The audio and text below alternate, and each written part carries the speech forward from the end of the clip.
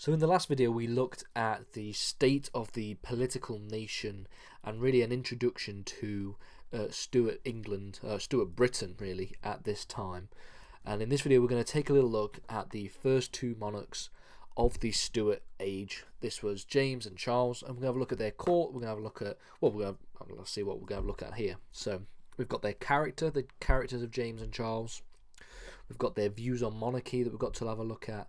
We've got to have a look at the court of James, the court of Charles, and then the sort of favourites of James and Charles, because there's sort of it's very interesting to talk about the overlap between James and Charles in terms of their courts and the favourites that they had.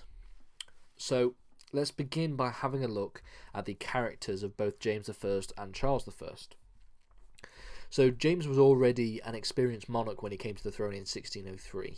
This is because he had been King of Scotland since 1567. So he had been James VI since 1567. James was an intellectual and pragmatic, and he was very good at dealing with people. So that's some of the things that you should note about James. And it was seen that Charles was a very different kind of character. So most historians argue that Charles's character was effectively the polar opposite of his father, James. Charles was very shy and had a speech defect. He was not very approachable, nor was he very good at communication. So we can see already that there's a complete dichotomy between the two in terms of their character. And this would become a problem when it came to his dealings and his tensions with Parliament later on during his reign. His royal prerogative was overused since he was deeply paranoid, and he was also a very stubborn monarch who was very unwilling to compromise with other people. When it comes to their views on monarchy, there again were polar opposites in the forms of James and Charles's personality. Okay, so the fact that they were polar opposites in the terms of their characters was reflected in their views as monarchs. Both, however, were firm believers in the divine right of kings. So the idea that God divinely inspired their right to rule as a monarch, and thus were defensive of their royal prerogatives, because if anything, the royal prerogative is a direct consequence of the divine right of kings. However, when it came to the balance between the enforcement of the royal prerogative and the powers of Parliament, again they were very polar opposites. James was able to distinguish between the theory of rule and the realities of ruling. The idea that in theory he should hold absolute power, but that in reality it's a little bit more complicated than that. He saw himself as a peacemaker king through foreign policy and sought to compromise when it came to relations with this political nation that we talked about in the last video. Charles also wanted to defend his prerogative, so this is something that they had very similar between each other. But this was difficult due to his limited self-confidence. He was unwilling to negotiate, and the nature of his court led to further political divisions. So we're going to talk about Charles's court in a minute, but let's start by looking at the court of James I. So James's court is said to have exhibited the different aspects of his personality. It was said to be a very open and positive place where James often was open to discussion with his courtiers and disagreements with his courtiers. His intellect would shine through his court. It's one of the things that was said about James's court. But despite this overwhelmingly positive understanding of James's court, there were still some small tensions. So one thing that became a real problem under James I was the fact that the Scots appeared to dominate the monarch's bedchamber being his private living space. And this Scottish access to James made the rest of the court, the English court, feel relatively uneasy. And the first Englishman to be appointed to the bedchamber was in 1615 and was the the Duke of Buckingham, which was George Villiers. Okay, so when it comes to the court of Charles I, we see again another polar opposite in the sort of nature of the courts. So Charles's court was very isolated. He imposed strict order over his court, and his court was only made up of his own supporters. So he formed effectively an echo chamber of his own opinions.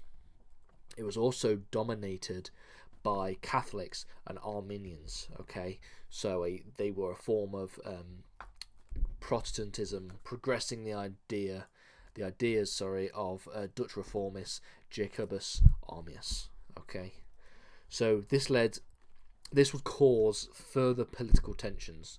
At this point, Catholicism was a form of absolutism. So if you look towards the monarchs of Europe, we see this sort of idea of Catholicism being an absolutist kind of idea. And Catholicism and Protestantism was still conflicting in England and Britain ever since divisions under the later Tudors of Edward, Mary and Elizabeth. So when it comes to the favourites of both of the monarchs, we can pick out a few names, and we can pick out a number of reasons why we have these are notable figures. So James became close to a range of male courtiers during his reign. So he was open about his sexuality and his attraction to male courtiers, something which would cause further tension in the court. And you can probably imagine that in 1604 and to 1625, the idea of the monarch, the head of the Church of England, being open regarding sexuality towards other male courtiers was something of quite considerable controversy. Of his favourites, there were three notable characters. So we have Esme Stuart, the Duke of Lennox, we have Robert Carr, the Earl of Somerset, and we have, who was mentioned before, George Villiers, the Duke of Buckingham. So because James's favourites were all men, this meant that they had this ability to wield open political power. So these favourites also gave the court a reputation as well of being immoral and debauched, so sort of debaucherous behaviour. And George Villiers, the Duke of Buckingham, was a favourite of both Charles and James. So when James died in 1625 and Charles took the throne, we see the Duke of Buckingham continue his power in the court, through later on.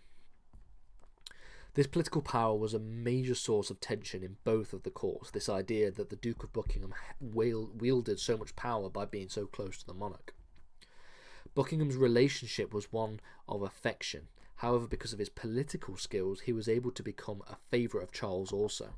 So we're starting to see that as we set up the introduction to the courts, we start to see the Duke of Buckingham being able to wield significant political power through James's affection towards him, which is why James was likened and was attracted to him, and because of his political skill he was able to become a notable favourite of Charles as well.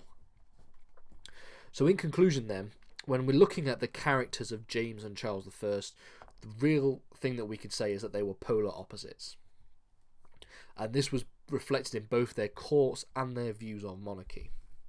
James was a very intellectual, pragmatic character with a relatively open court, and Charles was a very shy, timid, speech defect, and he had a very closed and rigid court system. James's court was open and generally positive, as I just mentioned, and again, as I've just mentioned, Charles's court was very strict and religiously closed. Tensions in the courts came from the monarch's favourites, and this was especially regarding the Duke of Buckingham. In the next video, we're going to have a look at the Crown's finances under James I and Charles I, and start to see where this tension between the Crown and Parliament starts to become a real problem, and the relationships start to fall apart.